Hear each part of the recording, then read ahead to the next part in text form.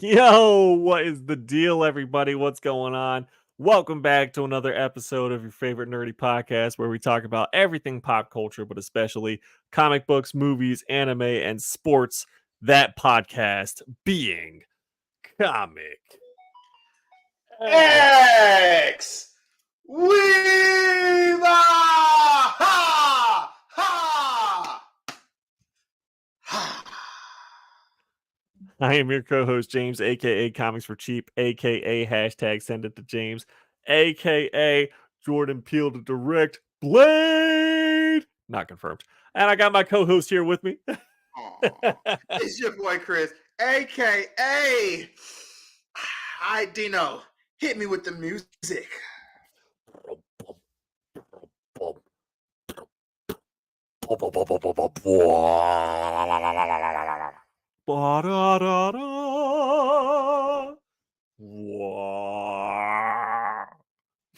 Black Santa, revere me.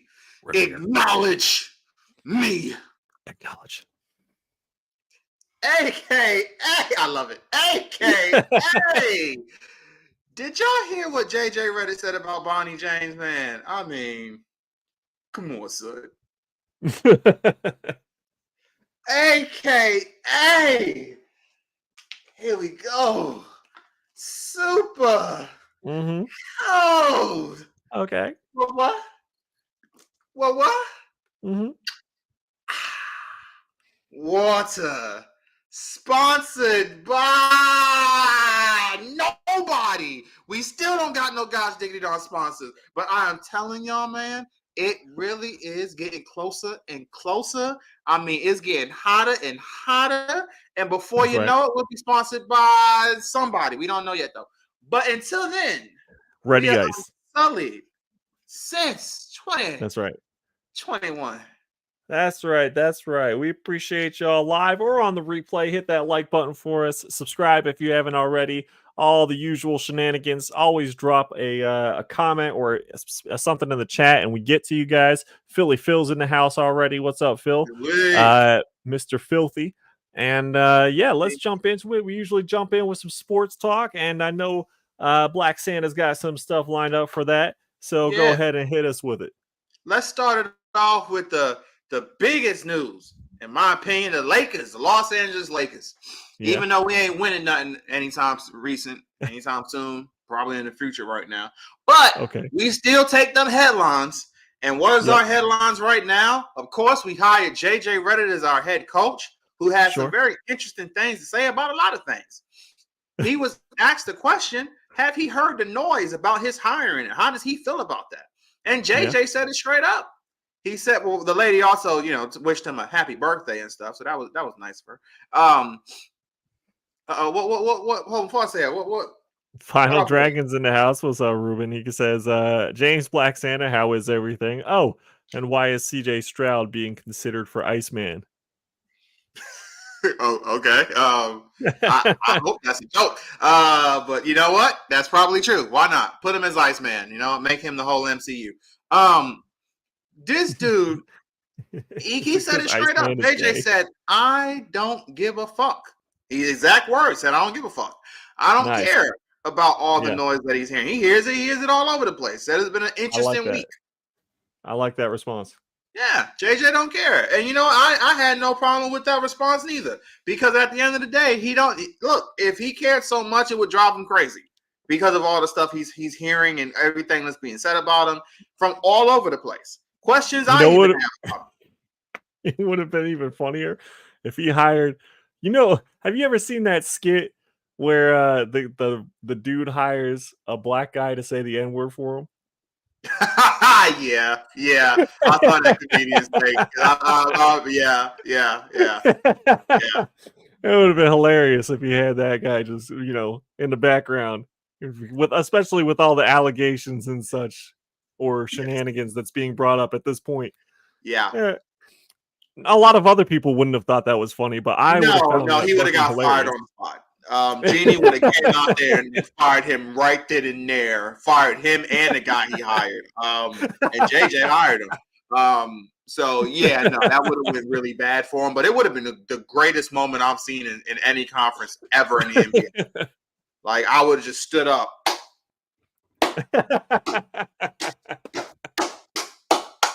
And randomly, a bunch of just random black people would have showed up behind me, and it would have just been awesome. I mean, it would have been great.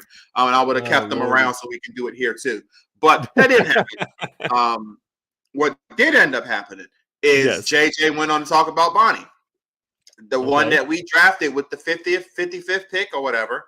And what's so funny about it is that this man got a 2-year contract, a guaranteed contract. Now, this don't usually happen for second-round players, definitely drafted like this. But he got all that stuff guaranteed. And a lot of people are saying the way his contract is structured, he won't even go to the D League. Or don't need, or can't. It's just some weird thing. But I was like, either way, he won't go into no D League with LeBron James on that team. What's wrong with Joe? Right, Phil. We will get to the NHL stuff in a minute here. Let's let Chris cook here. Oh, we will get to that.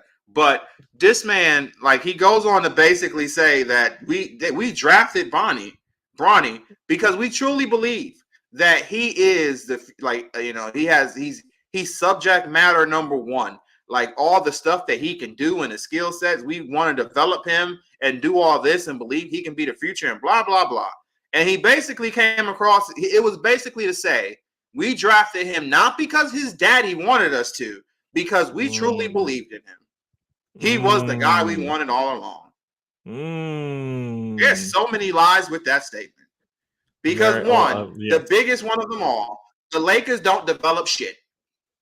You can't name one true player we really developed. Sure. If you want to say Kobe, that's a question. That's a huge stretch. But Kobe might be the only one you can say, well, we drafted him as a teenager, even though we traded for him because he was drafted by the Hornets.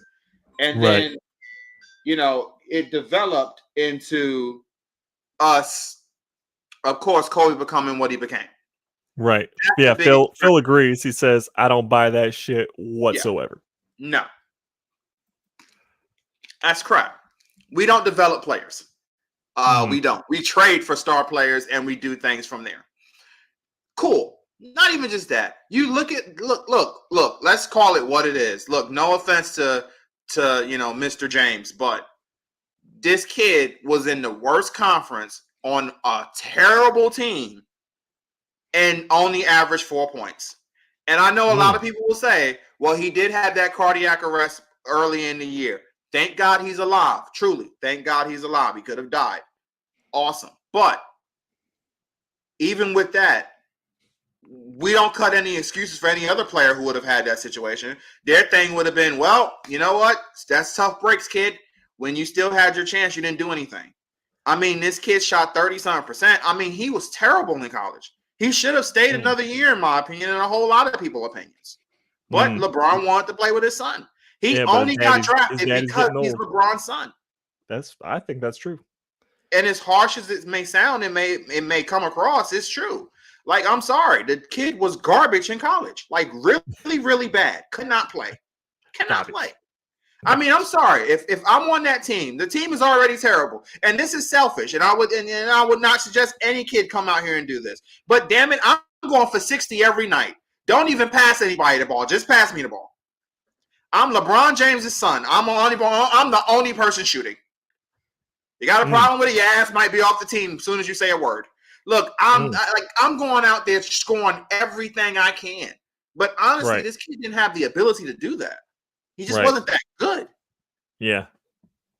Like, I'm sorry. He just wasn't that good. And, like, the fact that his numbers was atrocious, he couldn't do anything, and then he still gets drafted. And then, like, LeBron showed his power because his agent, as well as, of course, his son's agent, Rich Paul, called all the other teams because the big rumor was, well, if you draft Bronny, you draft this kid, then LeBron's going to come to your team.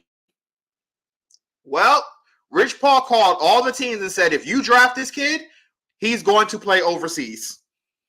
So don't draft him. And then the Lakers were the only team that honestly was allowed to draft him. And, of course, they drafted him. It's crazy. Because that's what LeBron says. And then LeBron signed that deal. Vinyl says the guy is a bit great value in quotations. I mean, honestly, that's not that much of a great value. It's kind of bad.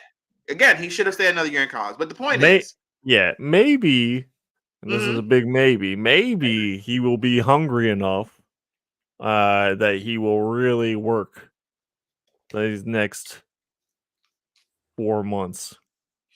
I hope so. 3 months. 3 months? 3 months. These next 3 months. But I mean, there's only so much you can do in 3 months. It is, and I will say, being able a vast to, amount of talent. of course, bingo, with that talent, that's a huge thing. And I will also say, being able to sit back, and there's so much things he can learn from LeBron. Sitting back, watching how LeBron works out, watching how LeBron prepare for games. There's so much stuff that he can learn truly now being here, watching him, being around him all this time.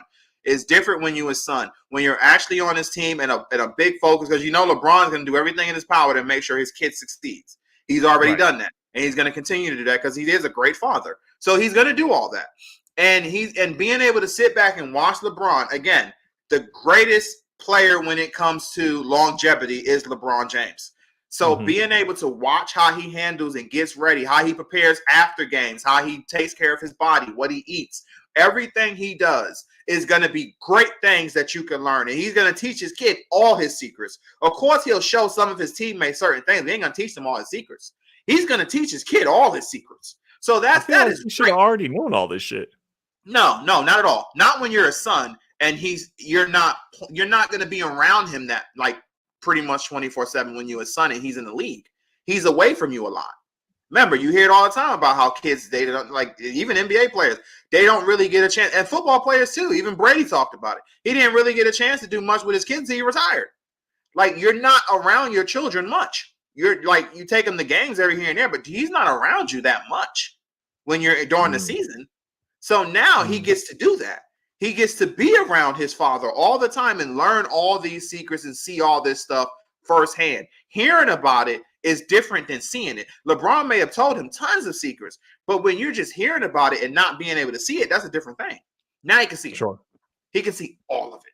So I'm excited for that part of it. And again, there are certain players who you look at their college numbers and like, man, they came out. You look at even Kyrie, but the difference is like Kyrie's numbers in Duke, he didn't even play long. He got hurt. He didn't play many games. But the difference is you knew Kyrie was that dude. You knew, and you sat there and said, yeah, that's a bad dude. He going to be something. With Bronny, it's like, I don't know.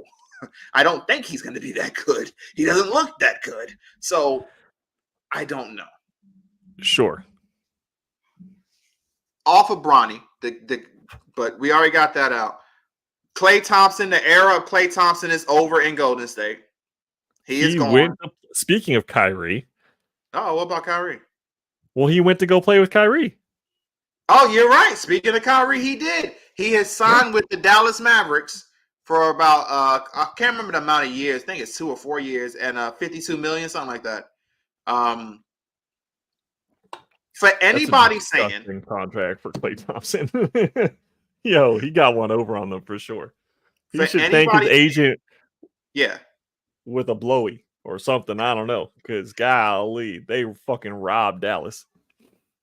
Definitely considering Golden State offered him like $44 million before the season started, so it's like an $8 million difference. I will say this, for anybody saying that Klay Thompson was done dirty by the Golden State Warriors, I truly want you to pay attention to what I'm about to tell you. Okay. Fuck you.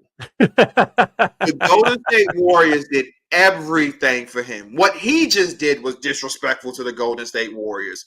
Unfollowing them, catching attention, having a little temper tantrum. Like, my guy, do you know how great they treated you? When you got hurt and tore your MCL and your ACL and your legs was just shot, they gave you a contract after that for what you previously did. They gave you a max deal, my guy. No other team does that. They say, oh, well, thank you for everything you've done. We'll be right back. And they walk in the other room and they gather together and say, how the hell can we get this dude out of here? Legs are I don't gone. even think they would say thank you. Oh, they'll say thank you because Clay helped them get some rings. Oh, they say thank you. Oh, thanks, man. It's cool, man. We'll be right back. We'll be right back. It won't be a thing where they don't truly mean it right there, but they gonna say something. So you don't follow them when they go to the next room. It's that sketch where Peter Griffin pulled Chris to the side and they was talking about Meg, and Peter looks out the door to make sure she's still there and not closer and listening, and then they fire her. That's basically what happened to Clay. And that's what happens to NBA players and football players, hockey players, whatever. Once your value is pretty much gone, they look to get rid of you. They tolerate you until they can't, until there's no need to anymore, until you ain't producing anymore. That's true. And they gave Clay excellent money for everything he did beforehand, knowing damn well he's not going to be that same player after he comes back, and he wasn't. Nope. Everybody knew that. The writing was on the wall. So Clay was not done dirty. The Golden, he should have stayed in Golden State. Honestly, he should have tucked that deal. I mean, my dude scored 0 points in the final game. I don't want to hear they did him dirty. Right. $44 million for what he's done and what he's going to do in the future is pretty damn good to me. So if Clay's argument is, I want to make as much money as possible, before I retire, then I'm fine with that. But it can't be an argument of they did me dirty. That's not an argument. That's bullshit. But again, if it's I want to make the most money, I'm cool with that because I've said up here before and I'll say it again. You don't need to be taking, and this wouldn't have been for Clay, but I'm just saying in general, you don't need to be taking pay cuts to billionaires. You don't need to be doing that because they ain't taking a pay cut for you. Right. So, but that wasn't Clay's situation. Clay did what he did. Hey, good for him. My last thing is going to be quickly on Paul George, who has signed with the Philadelphia 76ers. All right. Excellent move for him. This is the end of the LA Clippers. Okay. This will go down as one of the worst trades in NBA history. There's been a whole lot. I feel like I say that every year now. But this will go down as one of them too. What did the Dragon say? Vinyl said, in reference to Klay Thompson, scores 0 points and is still considered the all-star of the game. 3 years, $50 million. That's crazy. That's crazy, bro. $15 million a year. That is crazy. And if you're Dallas, I'll say this real quick. If you're Dallas, you sit back and they believe he's that missing piece. And I mean, I don't think so. I don't see Dallas getting back next year. I mean, they got a little bit lucky to me this year in a lot of ways, and I don't see them getting back next year. If Clay was going to a team that I really, truly thought would get back to the finals next year, I'll be like, this was a great move. Because Clay can still give you 15 to 17 points. He's going to have nights where he give you 20 to 30. He can't do that consistently anymore, but he's going to have nights like that where he goes off. He might even have a night where he put up 50. But 50. It's not going to be consistent. I don't know about that. I'm just saying, I can see it. I can see him going to Golden State and dropping a 50 on him. I can see that happening. When a player do feel a certain way and you still have enough of that talent in you, yeah, he can have a night where he goes off. Sure. But, and again, I definitely see him, he can still average at least 17, which is still great. But sure.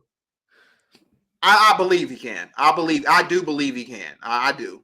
But again, I don't think this Dallas team is good enough to get back to the finals right now. I just don't. But I could be wrong. We'll see. But with Paul George, this is a nice move for Philly, but a bad move for the Clippers. I mean, the Clippers destroyed their future like so many teams do. Phoenix, Kevin Durant. But you destroyed your future. You gave all your draft picks for – keep this in mind. This is Kawhi Leonard's fault. He's the one who held the Clippers hostage when he signed the team and said, I'm not going to sign with y'all unless y'all get me one player. They said who? He said Paul George. They said, we don't have the fun, whatever it takes. If you don't get Paul George, I'm going to the Lakers. That's what he told them. And then what did they do? They gave up all their draft picks. They traded a bunch of players and they got Paul George. Yep. And they got nothing out of it. Nothing. Not even an NBA Finals appearance. So hell, great job Clippers being the Clippers.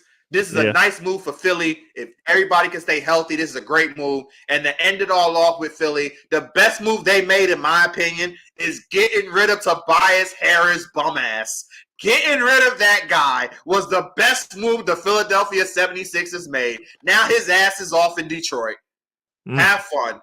Detroit basketball. Have fun. All right. And that's it. Okay. All right. That's how you feel.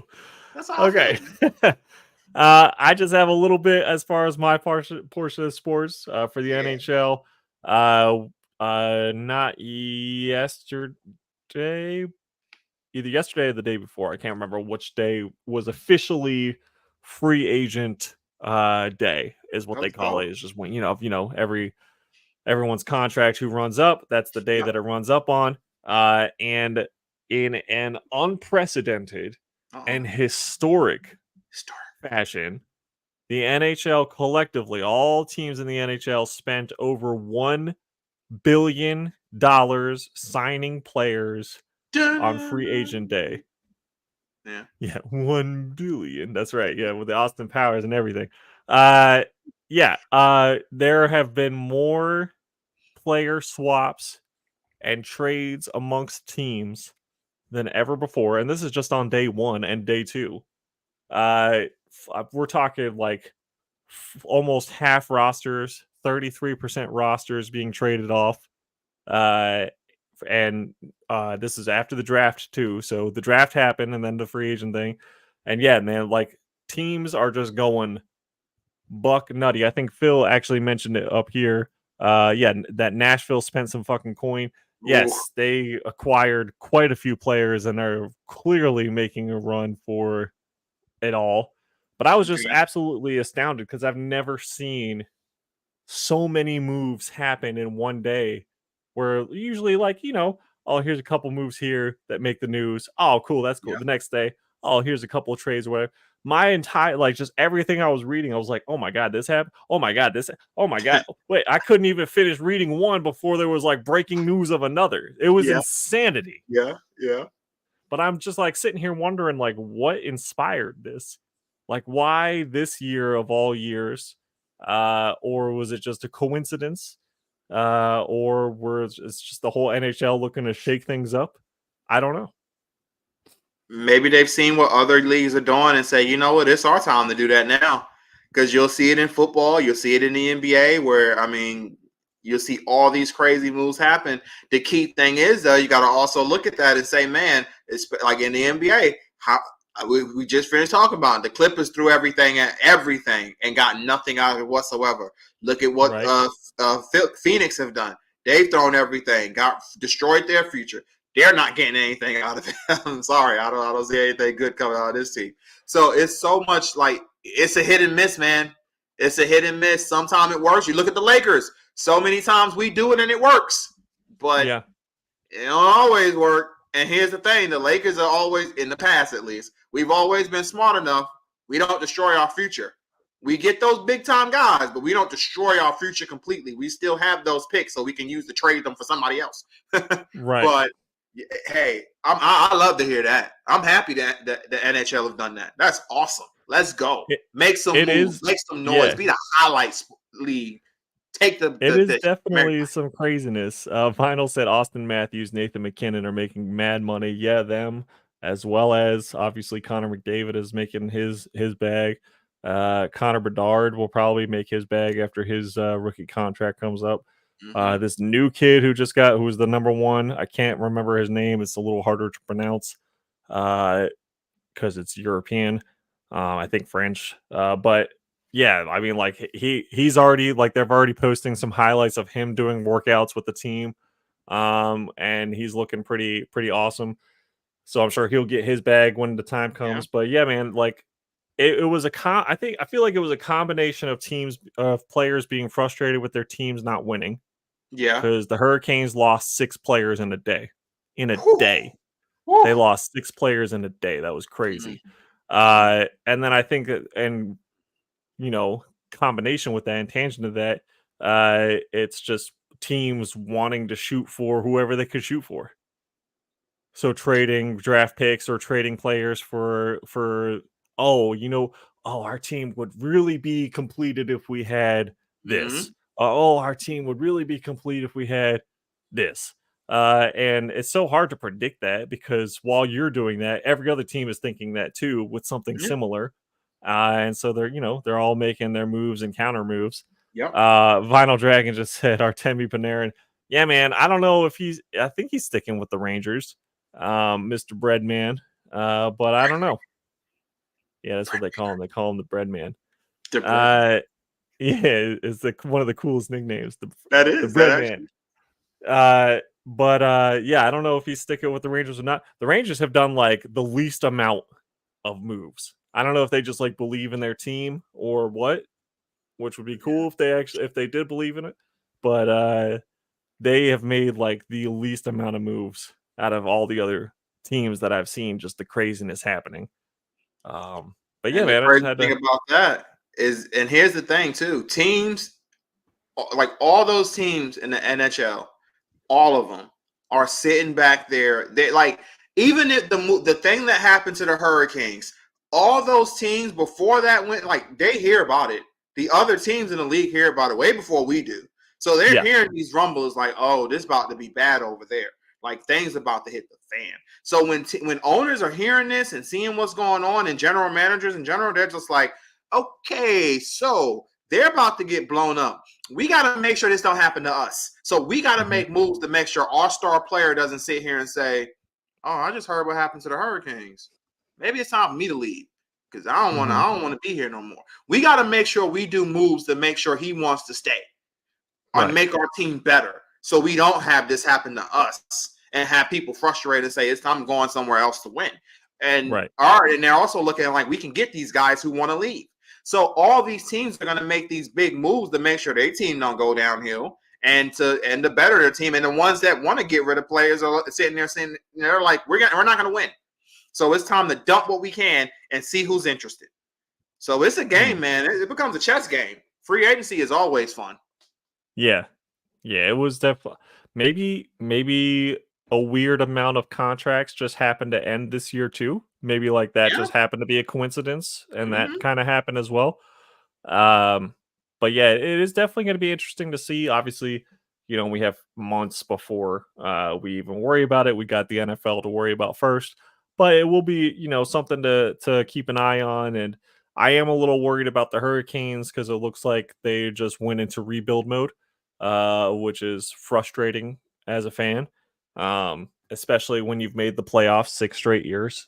And then for them to be like, 6 of our top players are now no longer with us, but we have, we got some new talent, and it's like, That's the problem, though. When you make the playoffs, you said 6 out of 10 years, or we six made it straight years. last 6 years straight. Yeah, 6 years 6 straight. years straight. The problem is, though, did they win a championship in those 6 years? Nope. There you go. That's where the problem comes. It's like I with know. the Bengals. The Bengals was making the playoffs every single year under the Marvin Lewis Harris for a while. Playoffs, but kept losing, and they fired him. And before Yeah. Marvin Lewis, before Marvin Lewis was getting them to those playoffs, they weren't making the playoffs. The Bengals weren't even sniffing the playoffs. And then all of a sudden, he gets a stretch where they're making the playoffs a couple of years in a row. And the problem is, though, we ain't winning. And Right. teams look at it like that. They're like, yeah, that's cool, you making the playoffs and all, but what are we doing when we get there? And then Nothing. that was, if you recall, I brought that up You did? about the Hurricanes and the coach Rod Brendamore because they were looking at possibly firing him after they lost to the Rangers. Mm-hmm. And I was like, man, that would be really disappointing if they do that because he is with arguably the best coach that the Hurricanes have had, even if they haven't made it past the conference championship, or not the conference, the whole Eastern championship. And so I was glad that they locked him down. Right. They did lock down their top scorer, Aho, mid-season for like 8 years or something like that, something crazy. But yeah, I think you're right. I think that's a main reason why a lot of those guys left, and it's still up in the air for 2 more players if they're going to leave or not. And with when you lose 6 out of 18, and then the other 2 are looking at each other like we could probably go too. It's like, do you stay and try I'm to? not saying. That's Unless what I I'm got saying. a ring already and I really love the city, I'm not saying I'm going. because you're Right. not going to sit here and leave me by myself, and I'm going to sit here the rest of my prime and not get anything out of it, and then I got to be old man ring chasing. No, I'd rather be at least in my prime for as long as I got left ring chasing. So yeah, I wouldn't be staying. I'm out. I'm out too. Y'all need to. I'm gonna start sending you some teams I want to go to. I hope the guy you send me at least one of them. I'm gonna be fair and send you at least 3 teams. Try to hook me up. But if not, whatever. I gotta get the hell up out of here. And if my contract's about to be up too, don't even worry about it. I'm not re-signing, so you don't even have to waste either of our times with a meeting. I'm leaving. Right. Yeah, it's definitely. I'm expecting the news like any day at this point that Natchez is gonna leave, and that who's the other guy? I think it's Jarvis. Jarvis also probably going to leave. So it's tough. It's tough to sit here and be like watch the whole team that you've known and loved for 6 years to disappear. Yep. But yeah, it's it is what it is. It's all business. So all right. Let's move on to some comic book related content. Let's kick it off with the new scoop that we've gotten about Batman Cape Crusader, the animated show that we got to watch the trailer for last week. Good trailer. So Bruce Timm, who was the creator of the Batman animated series and who is involved heavily in this series. Which remember, you said that like you get the vibes when you look at that trailer. Like it's right. Hey, come on now, yeah. It was definitely an awesome trailer. I really liked it and got me excited to watch the show. Yeah. He's saying that it's going to be pretty much Batman Week 2 in 1940s Gotham. Yeah, you can tell with the cars and all that. Yeah. So he's like we're taking it back to when Batman was first a comic book in the 40s, and we're putting him so early into his Batman career that he is still like a street legend, like he's still urban myth. He's not like nobody knows who he is kind of a thing. And that's where we're starting it with this series. Which I was like, that's pretty cool. I thought that was very cool. His other statement about the show or about Batman in general for this show, is that he's like, Batman still makes everybody really uncomfortable because we were sitting there thinking, like, what would it really be like, even if you were Commissioner Gordon or someone who's helping Batman or whatever, and you're like pretty much trapped in a room with Batman, you would be like not at ease. And so that's kind of the vibe that they're giving to Batman for this show. I'm in a room with a guy who's a grown ass man who's very in shape, and he's dressed like a bat man. Yeah, that's not a very comfortable situation. Definitely when you hear, like you said, a street legend, right? You're hearing all these things, and of course, a lot of stuff is going to be lies, going to be made up, but you don't know what's true and what's not. And you're hearing these things about what he has done, and you're sitting in the room with this dude. You don't truly know if you can trust him. You don't truly. I mean, you know he's crazy. He's obviously insane. So you're in a room with a guy who is insane. You don't know, like that's extremely uneasy. How would you feel if you're sitting up in there with this dude and this dude, Batman's a big guy in the grand scheme of things, right? And you're sitting in the room with him, and you know he's insane, and he's sitting there like, all right, Commissioner, what do you got today? Does he even say it that way? He just like pops up when he needs some shit. Of course he doesn't. Yeah, he's not polite about that shit. And then and then you know he's disappearing you're having a conversation, and once the point's across and he got what he needs, you turn around, he's just gone. Yeah. It's like good thing because I just farted. I don't even think my window was open. How the hell did he get out of here? Is he just in the corner somewhere and I just don't see him? He's waiting until I leave the room and then he opens the window and leaves. This is creepy as shit. That's right. He definitely is. It's like good thing Batman just left because I just farted. I didn't want Batman to be smelling that. He's there the whole time, actually in the room, waiting for you to leave. He's fighting not to laugh. He's like, this motherfucker. He needs to change his diet. I don't know what the hell he's eating. Oh my god! God damn. I'll be like, sorry, Batman. Alfred, Commissioner Gordon. I'm pretty sure he just shit himself. Sorry, Batman. I just Excuse had me, some sir. I'm Indian Batman. Oh Lord. We had some comments. Is somebody saying something? I thought I saw something on the screen. Oh, that was Vinyl Dragon. He said that. He said, "Are you going to show Black Santa that 4K IMAX only Hellboy trailer?" Yes, we are going to watch the Hellboy trailer towards the end of the show. Okay. Vinyl has already warned me that it looks like a $5 Walmart bin movie. Oh shit. Yeah.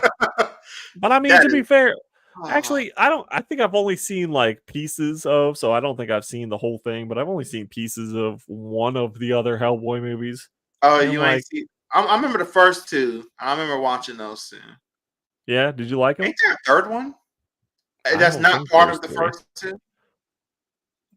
I don't. I don't know. Are I there feel like three? there's another Hellboy movie, and now we make another one. I don't know. Maybe it was just the first two. I don't know. I'm There's not Hellboy from 2000. You're right. There's three. okay. Hellboy There's from 2004. mm-hmm. Hellboy 2, The Golden Yeah. Army from 2008. And Right. then they tried to reboot Yeah. Hellboy Yeah. in 2019, but I heard that was god awful. Right. So now we're doing another reboot. And okay. Yeah, it got the Hellboy 2019 reboot got like a 17% on Rotten Tomatoes, Ugh, 31% on Metacritic, 5 ugh, out of 10 on IMDb. So yeah, that one ugh. didn't do so well. But to be Uh, fair, the one bullshit. from 2004 didn't do, that much better. 6.8 out of 10 from IMDb. Oh, 81% from Rotten Tomatoes, so a little See, bit there you better go. there. Yeah, it did do Okay. better. Okay. Yeah. Yeah, all Yeah. right. Well, we'll see when we watch the trailer for this one. Yeah, we will see. But Um, no, yeah. That Batman does sound cool though. So it's gonna be interesting to watch it though. yeah, I mean, just the comments from Bruce Timm, I'm excited for it either way, Right. and especially if it's going to be more of like a noir setting, Mm-hmm. 1940s, old timey period piece, with a Batman who's like still making. I wonder if they're going to put it this way, if he's still making mistakes. Obviously, he's very early in the career, and and just have it. I think it'd be really cool. Yeah, I think so too. I think so too. Gonna be good shit.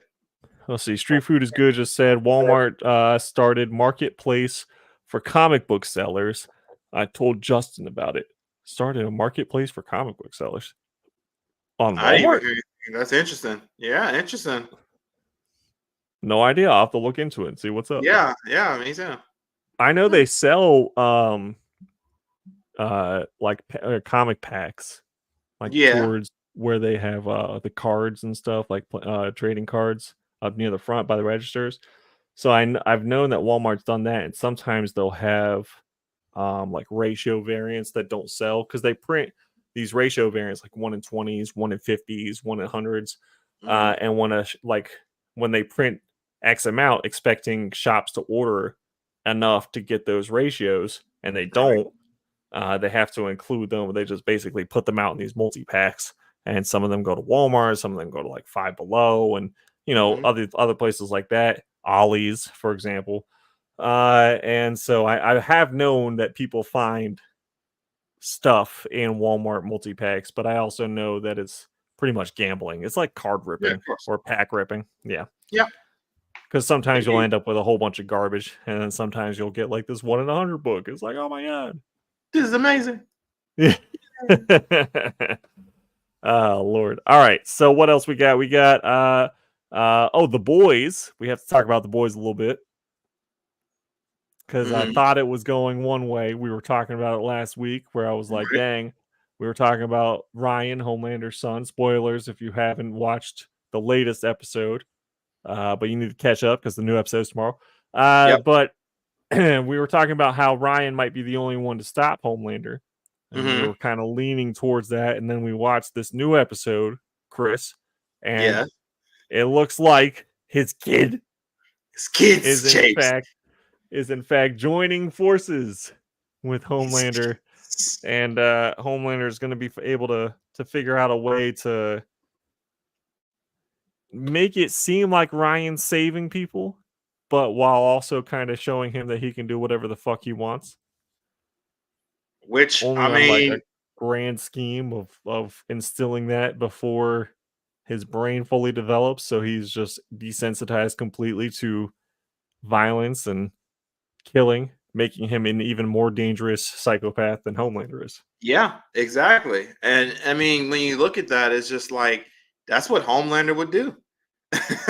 That's exactly what he's going to do. He's going to want his son to mimic him. And I mean, that's the greatest way to keep your legacy alive, right? His son just follows straight through. And he's going to come across as like this hero. And especially Homelander keeps everything, the public on his side and everything. You know, of course, it's obviously in his mindset. He does everything he needs to. And then he eventually, quote unquote, retires. His son takes over, is going to carry on that same glory, that same shit, and he's going to do whatever he wants to, have his own little son if he wants to, and then he'll our daughter, and it passes on that same crap. Right. Like it's all just a never-ending way to keep himself and his legacy always alive. Mm-hmm. But here's the thing, that's true.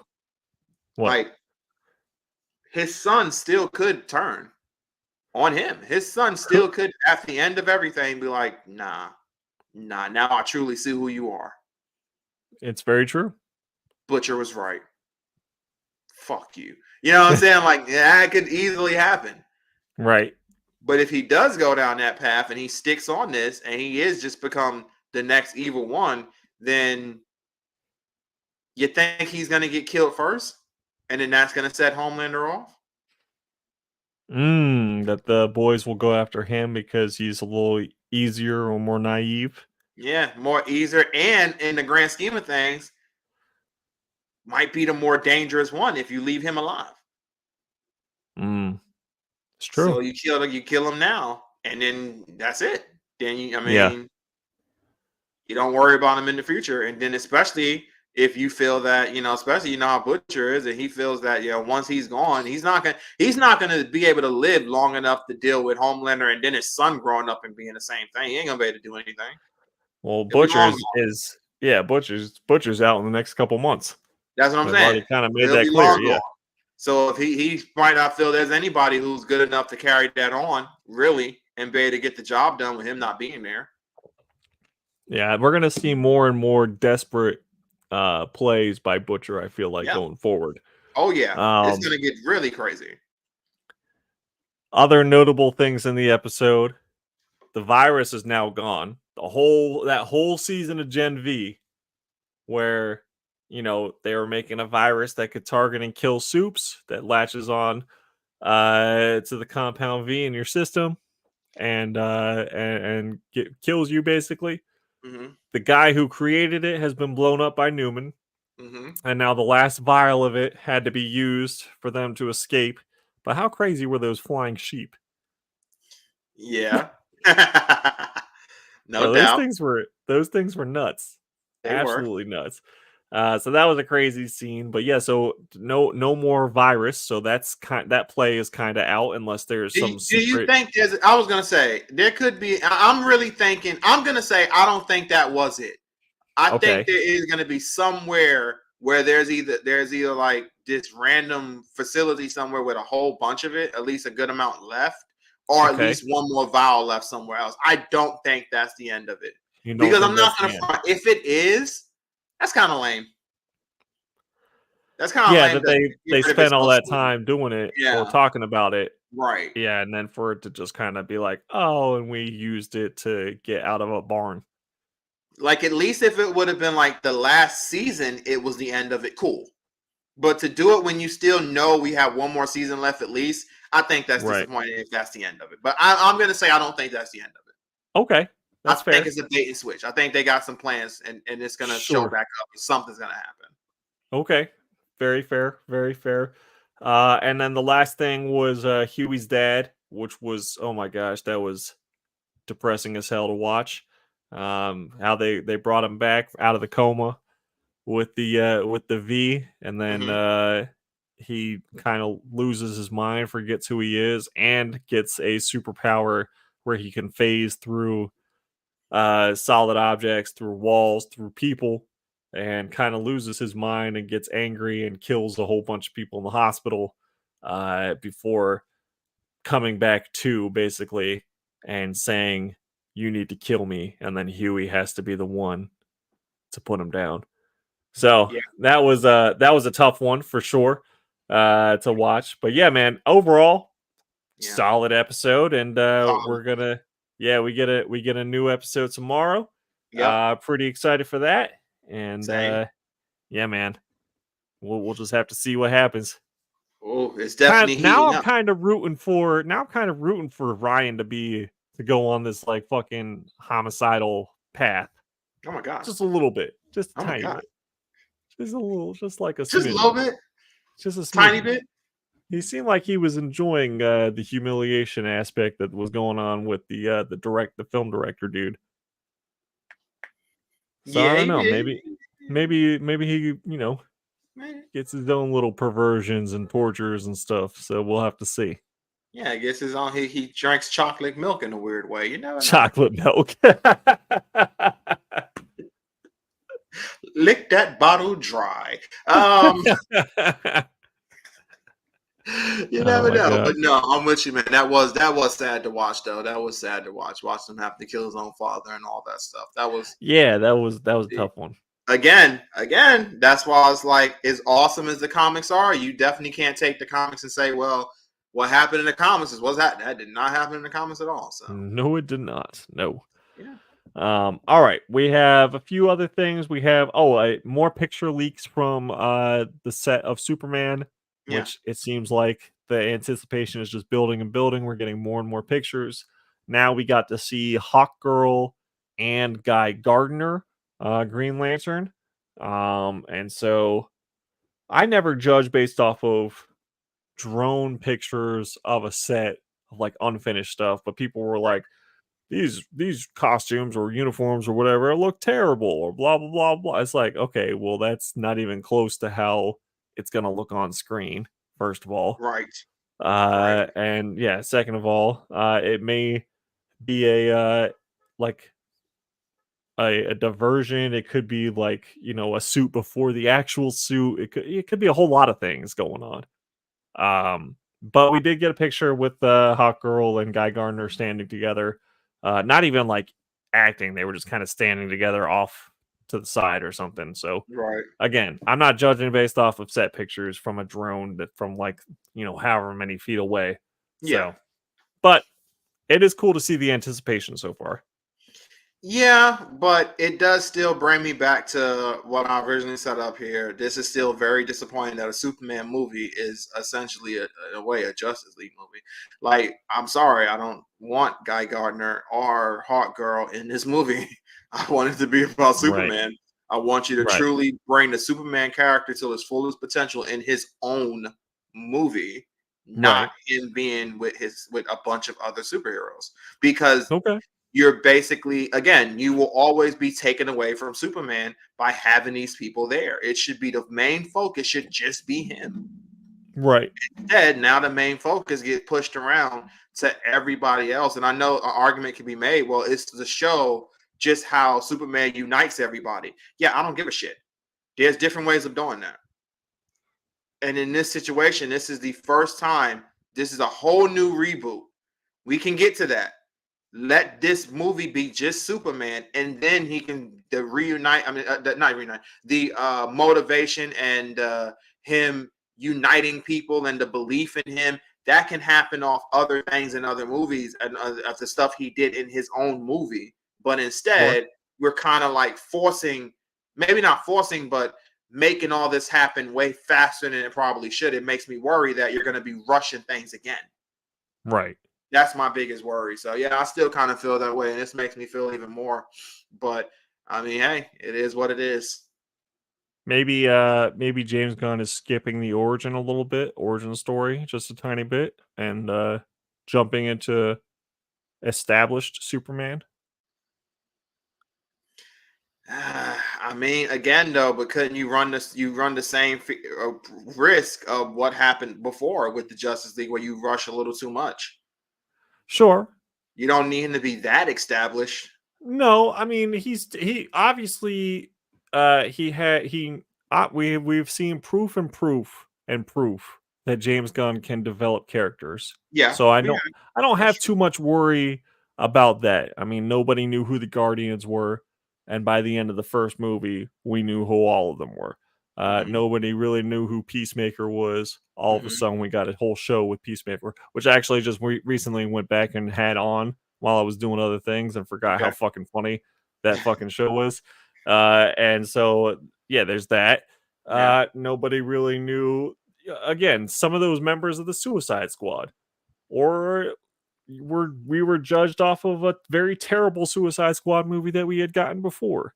I don't really And think James his Gunn, Suicide Squad movie was that good anyway either. it wasn't like amazing, but it was certainly better than the bullshit that we got the first time. Okay. You know, like Will Smith. But again, it was like we had a fucking villain, Starro. Yeah. And he made Starro somewhat exciting. Or just cool to see on screen. I don't know. I mean, I don't want to be a stan or anything of James Gunn, but I'm just saying, like, time after time after time, we've seen him bring some obscure characters and do something with them, and now to have like actual now he has actual characters to do something with. I don't know. When you said that, there's a whole bunch of viewers who are people who are just younger who will see this and be like, I don't know what the fuck is a stan. Yeah. True. But you feel what I'm saying? Like I feel what you're saying. I feel what you're saying, and I love the optimistic here, and you're that right now because I'm trying to be some optimism. You're trying to be it. You're trying to be it. You are being it. And I like it, and I get what you're saying 100%. It's just, man, with everything that's been happening so far, I just don't have the faith right now, and I'm hoping that you're right, and that I'm completely wrong on this because Superman's my guy. So I'm hoping and wanting this. That's why I care so much about it. I want it to be sure. I want it to succeed. I think you're not going to be the only one, right? Who, like, Superman is like I think we just said it last week that Superman is like the most recognizable superhero of all time across the entire world. We're not just talking about with comic book fans or anything. Like, we're talking about the world. Any kid in the world knows who Superman is. Yep. Yeah. So I'm hoping that you're right, man. It's just, I don't know, man. I just don't know. But I hope you're right, though, brother. I really do. But yeah, it is. We already expressed that it's a lot of characters to bring into a superhero movie. But we still don't know the extent of how long they're going to be in the movie or to what extent. It could just be setting them up for the James Gunn universe. They could have a 5-minute scene and be gone. They could have, they could have this, that, the other. Maybe one of them sticks around for part of the movie, and the rest of them are just kind of, not, I wouldn't want to say cameo, but just like, oh, here they are, and okay, they're here, and then that's that. Move on to the next whatever. So we have no idea. We can only speculate.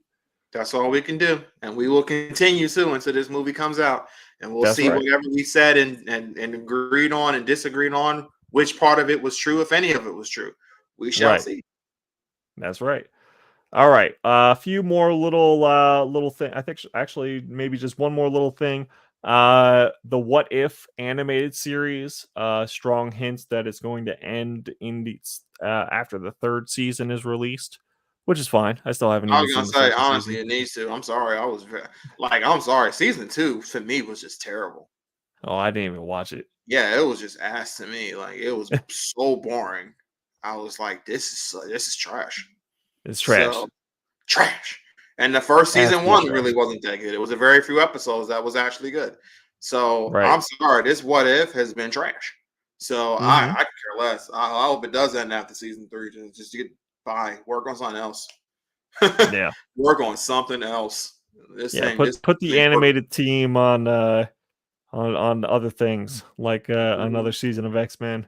Yes. And worry about that. Worry about what's working. Don't worry about what if. Bring back the Spider-Man from the 90s, bro. Bring back Spider-Man animated series. Let's go. Let's get that popping, man. We can truly see how he got Mary Jane back. Let's do that. Yes. Get the Madam Web that we actually liked. Yes. Oh my gosh, the Spider-Man animated series was so good. Mm-hmm. So good. Yeah, definitely bring that back. I know they're bringing back some kind of Spider-Man animated series, but I just don't know. Like, I can't remember what they're doing. They're doing something with a Spider-Man animated show, but I can't remember what it is.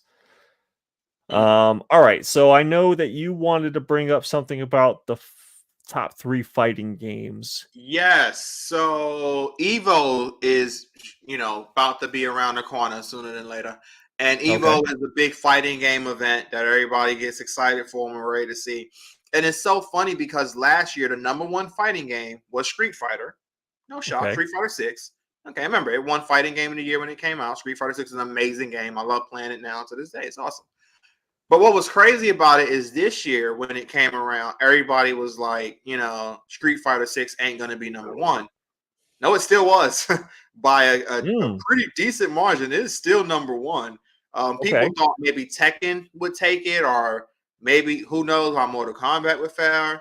Mortal Kombat did not fare very well at all, but Oof. Tekken was number 2, and Guilty Gear Strive was number 3, which was very interesting. So it's making a lot of people wonder, is Mortal Kombat 1 kind of looked at as a failure because it didn't crack the top 3 overall? I don't even think it's in the top 5, I don't think. Oh wow. Yeah, it didn't do very well. And a lot of people was like, how do you look at that? And I will say, honestly, Mortal Kombat 1 is an interesting game. I think the new mechanic of it being not necessarily a team game, but the how crucial the assist system is kind of ruined the game, honestly.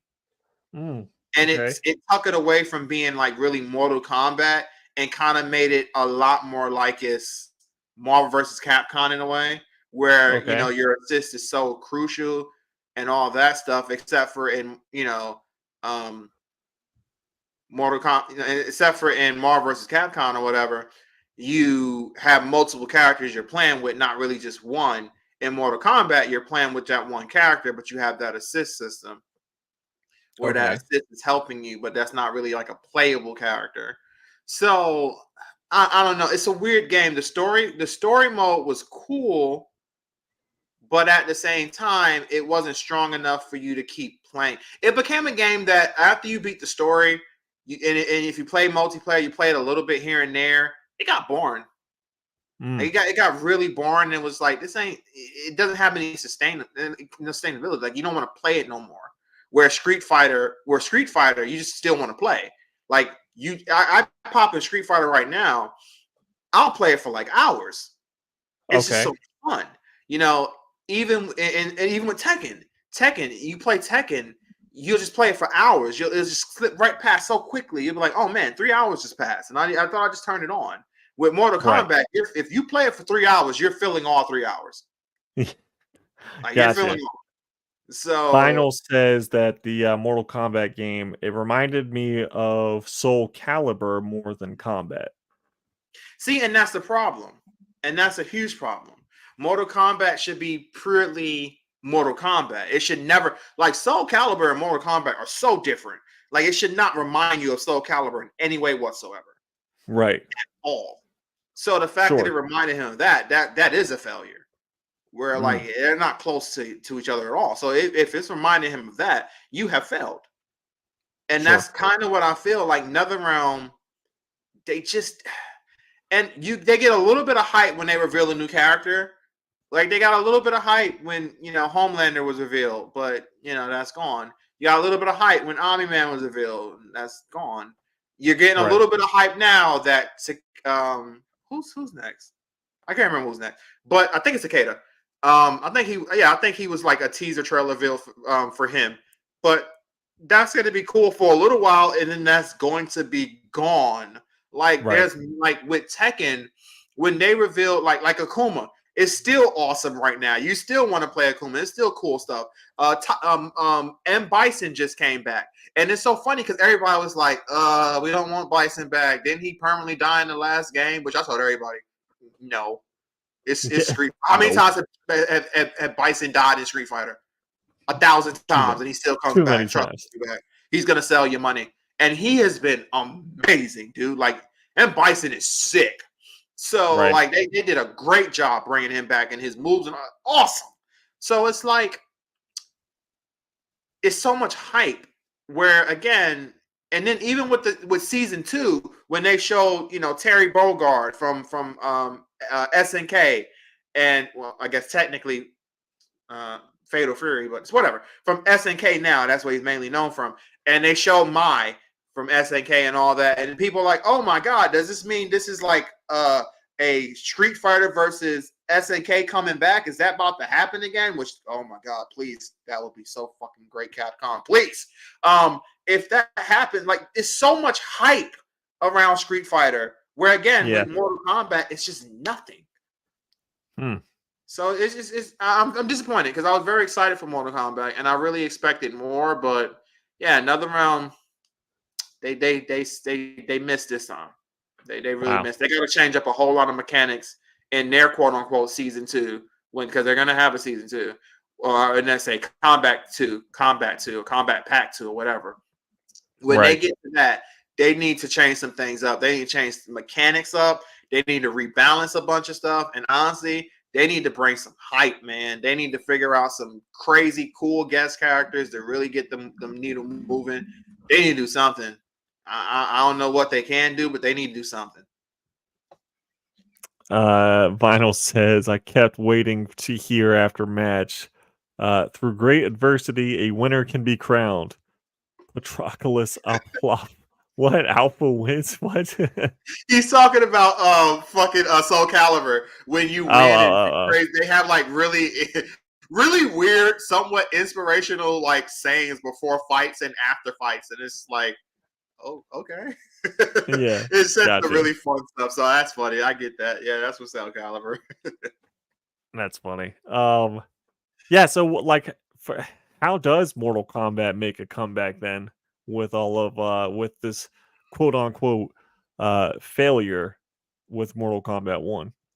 They need to honestly look at what Street Fighter and Tekken did. So Street Fighter had to create a character, and that puts so much breath air into the series. Where not only can you create your own character, you get your own storyline where it's all based around you, and you're able to run around the cities and all this and have fun. Awesome! That was a genius idea. And they're still able to continue to build on it. Every time they release a new character, that character is added to the story. You can get the moves and everything, different cool costumes, all this cool stuff. Awesome. Right. Second, they don't have necessarily a create your own character, but they've always had where you can customize these characters. I mean, you can make some of the characters look like literally whole different people.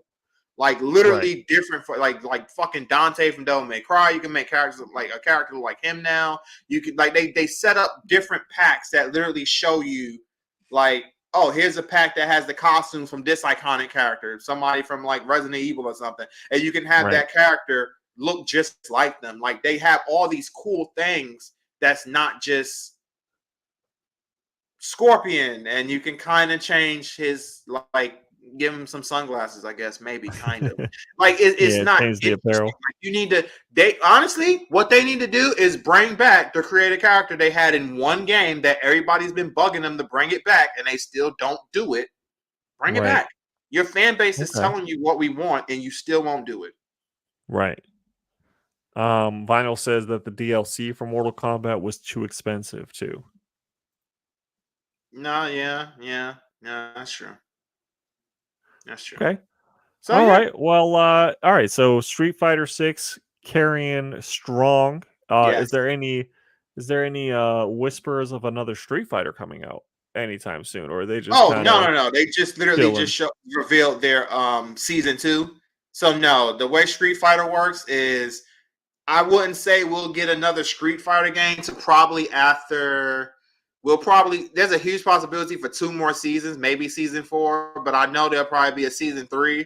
So season 2 is going to take place all of next year, and then the year after that will be season 3. So you're not going to be seeing another Street Fighter game no time soon. Yes, the seasons take a whole year. Like season 1 just ended, so season 2 will be, it's going to take like a whole year. So nah, it'll be this year and then a little bit of next year for season 2. Gustavo says new Dragon Ball Z game coming. I think we watched the trailer for that somewhat recently, not like super recently, but Sparking Zero is going to be amazing. Like that looks dope. And even with some of the latest trailers, it looks sick. They've shown off like they're going to have what if stories in there. So you're going to see like what happened if Krillin and Master Roshi went with Goku instead of Piccolo to go fight Raditz. What if Goku turned Super Saiyan when he was fighting against Vegeta the first time? Like it's going to have all these cool what if stories plus the regular story. Plus all these characters. Like no, it looks really cool and it looks good. It looks really good. So that's a very exciting thing. When is that game coming out? Do we know? That comes out, I think, sometime in either. God, it's either November or October, something like that. I think it's October. So basically for Christmas it's coming out. Yeah, around there. Okay, gotcha. Vinyl says they needed to add a pack that contained characters like Donald Trump, Joe Biden, Karen, Pee Wee Herman, Carrot Top, Kevin Hart, and The Rock. Are we talking about Mortal Kombat still? I thought we was, but I don't know if that would be the one to go with. Yo, that would be pretty funny to have a Donald Trump versus Joe Biden Mortal Kombat fight, though. We can't lie. No, it would be awesome. That shit would be fucking hilarious. I just don't know how overall it would sell to the fan base, but you know, it's probably not great. Yeah, but so I'll buy it. I'll buy it. I'll buy it. How to fight to the I'll death. just watch the videos online. Yeah, I want to see their fatalities too. Yeah, for sure. I think that Joe Biden might just die though. Yeah, like a heart attack because he's old. So I don't know. Bro, they all old. They all just gonna chill over. Oh my gosh. To be fair, Pee Wee Herman, all them motherfuckers old, huh? I mean, hell, even The Rock is like 50 something. Well, that ain't that old, Chris. Come on now. I'm just saying, Kevin Hart would probably be the youngest one I think was on the list, I think. Outside of Karen. I mean, he's in his 40s. Karen could be any age. That's true. Damn. Yeah. Chris out here calling 50-year-old people old. That's hurting me. Now 70, yeah, that's old. That's old. When you're 70, that's old. But 50? Fuck. I'm not saying it's old. I'm just saying, like, bro, like, you're not like, 30. That's right around the corner, Chris. We still got some time before we're in our 50s. Jesus Christ, dude. Bro, we're gonna wake up one day and it's gonna be like, fuck. I mean, according to how it goes down. Vinyl says Pee Wee Herman is dead. I don't remember him passing away, but is Pee Wee Herman dead? He might be. Apparently, I really don't remember that. I mean, actually, is he just fucking with us right now? Yeah, look that up because I think he actually is dead. Pee Wee Herman. Yeah. Paul Rubens. Is Paul Rubens dead? Yeah, he died last year. Oh, there you go. Oh, yeah. He was 70. See, that's old. He was 50. He was 70. He's 70. He's 70. Yeah. Okay. All right. Just making sure that we got that straight. Yeah. All right. We're going to end this evening with our review of the Hellboy trailer, which we have to watch to review. So let's go ahead and throw that on. Okay. All right. Oh, got a very important phone call going. Yeah, I get it after we get this. That's okay. All right. Here we go. That's what we got. Yeah.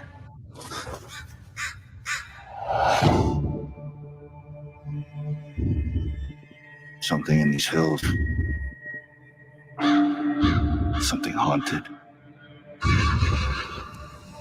Evil. It smells like death.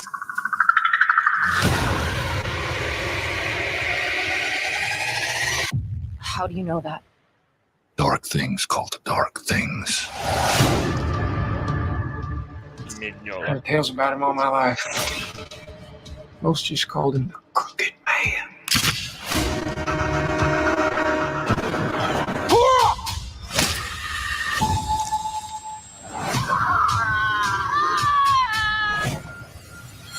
We've got company.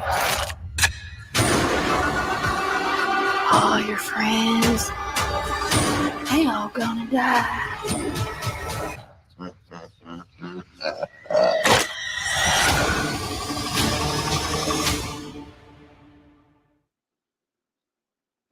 Okay. Dark things are dark things. What? What? That was even for like a teaser trailer. That was pretty bad. that was pretty shitty, man. That was Man, pretty horrendous. yeah, that sucked. Yeah. I am not captivated Oh or interested no. or even slightly feeling like I want to watch that movie. Same. Wow.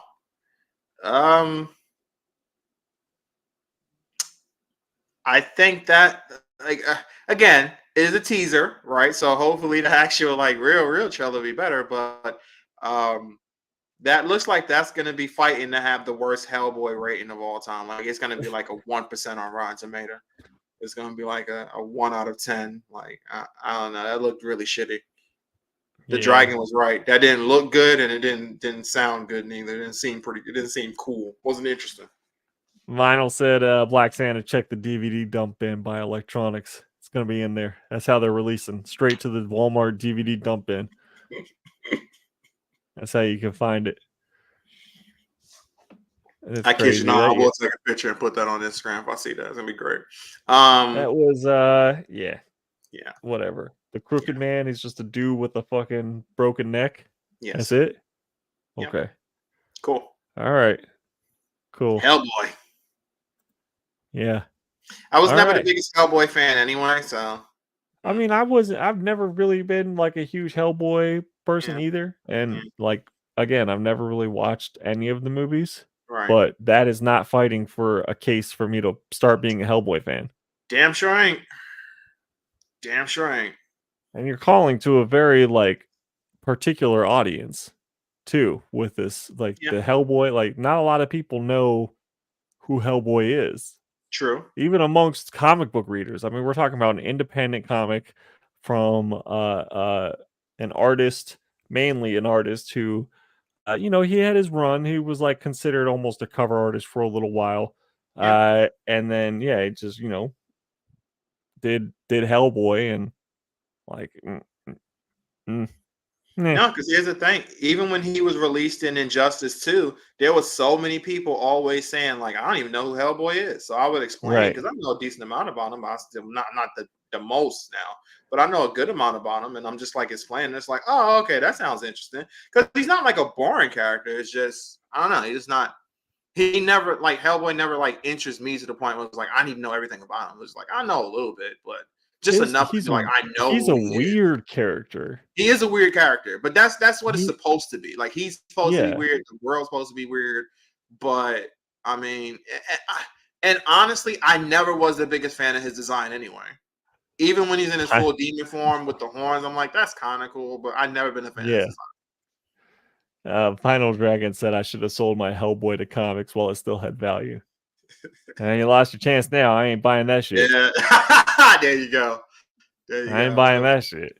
Yeah, I don't know. Oh my gosh. Yeah, it's yeah, I don't know, man. It definitely didn't do it for me. No. And yeah, like Hellboy's always been weird and like his stories are weird and the other characters even surrounding Hellboy in that universe are just odd. Yeah.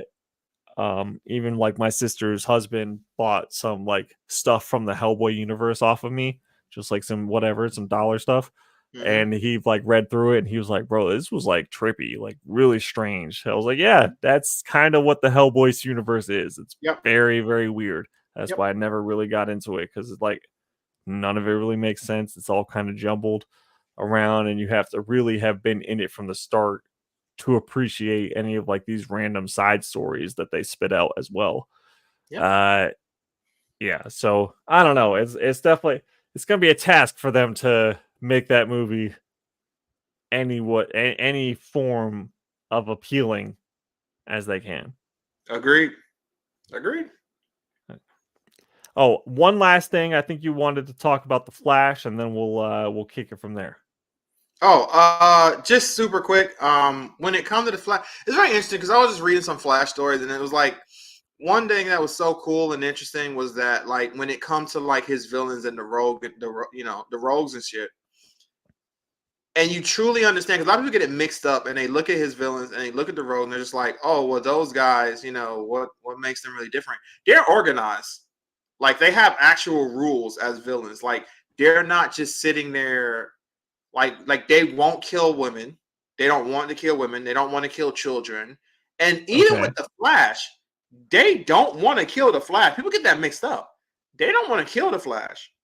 They want to like have him not interfere with their stuff now. They want to incapacitate him. They don't want to kill him. And there's many reasons for that. One, the Flash is like really good to his villains. Like, he'll go visit them. He'll make sure they feel like, like, he's not an asshole to his villains. Like, he truly cares about them. He truly cares about like everybody. But That's true. The biggest thing there, and they said it perfectly one time they killed the speedster. I think it was Bark Allen they killed, and they was freaking out because it was an accident. They was freaking out, and then like one of them was like, one person who was like new was like, well, what's the big deal? Like, ain't that the no? Like, hell no. Do you understand who's going to be knocking on our door now? Right. Superman. Yeah. Batman. The League. And the last thing you want is Superman flying up on you. There's nothing we can do. A pissed off Superman, the whole league after us. Like, what is no? Like, they don't want that. They know that's it. Like, they're way more smarter than that and care way more deeply than that. Like, and it's just interesting. It just shows in the grand scheme of things too, the Flash in general, where it's just like we all know how Nightwing is like one of the like truly Dick Grayson is one of the like nicest heroes in the DC. But I truly think the Flash actually might be that in the sense of when a lot of stories, even like in the Justice League animated series, everything hit the fan when Flash was killed. And in that whole injustice, like not injustice, but the whole like opposite league stuff went down when the Flash was killed. And the whole thing was like preventing the Flash from dying. And then even in like future episodes, the whole thing was, well, we killed the Flash. Let's see what happens. Well, if Flash dies, Superman goes crazy. Superman kills Lex Luthor, who becomes president. Everything, the world basically becomes a dictatorship. Superman rules everything. Everything goes bad. Like, the Flash is so important and is such a great character and such a cool guy in the grand scheme of things. Like what do you think about the Flash in that aspect? I mean, the Flash has always been one of, if not my favorite DC hero. So the Flash for me is like, I feel like his stories are always cool. I've always liked his rogue gallery. Many of the things that you're saying, like, it truly resonates because his rogues are, have the capacity to do some crazy shit. I mean, Mirror Master, Captain Cold. We're talking about if they really wanted to team up and take over some shit, they could definitely, do some damage. They've got enough brains in their head to, if they really wanted to pull a trap on Batman or Superman, they might succeed in at least incapacitating them for a little while. So I mean, we are talking about some villains that hold some weight, and the Flash has always been dope, and the whole Flash family. I'm not gonna sit here and like bash Wally or Impulse or whatever. Like it's cool. The speedsters are cool. So yeah, no, I'm with you 100%. Yeah. No, that's pretty much. I want to get some love to the Flash real fast. Gotta get some love, especially with the Flash new movie not being received very well. Although apparently on Netflix, Netflix apparently is trending in either number 1 or number 2 spot as far as movies go. But apparently all the terrible movies just go straight to trending on Netflix. It's the one, and that's how they're able to put in those like little final review trailers to like get people to buy these movies when they go on like DVDs or Blue or whatever the kids are using nowadays. When they go on these type of things, when they in my day we had a VC laser disc. Jesus Christ, man, maybe we are getting close to 50, even though we're not. That's what I'm saying, dude. Blink and we're there. Anyway, they're able to put on these final little trailers to get people to buy whatever last thing they put out. We was number one somewhere. I guess Netflix is where they were number one at. Yeah, I think what it is that all the people that didn't really want to invest the time or money to go see it in theaters, but they're like, oh, I already paid for a Netflix account though. Yeah. Let's just see what all the hype was. Let's see what everyone was talking about, and they throw that shit on. Like, that's why 50 Shades of Grey just hit the top 10, and The Flash did, and Madam Web, and all this other garbage. It's like hitting. I'm just scrolling through the top 10, and I'm like, these are all awful. Yep. Picks. Like, that's just what it is.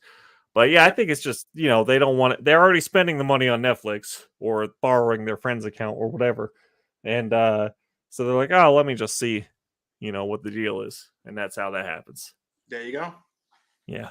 All right. Well, we'll end it there. We appreciate y'all hanging with us live or on the replay. Hit that like button for us. Smash it, mash it. And we will catch you guys next Wednesday at 8 p.m. We'll be here live on the YouTube. As always, stay villainous and fuck the fence.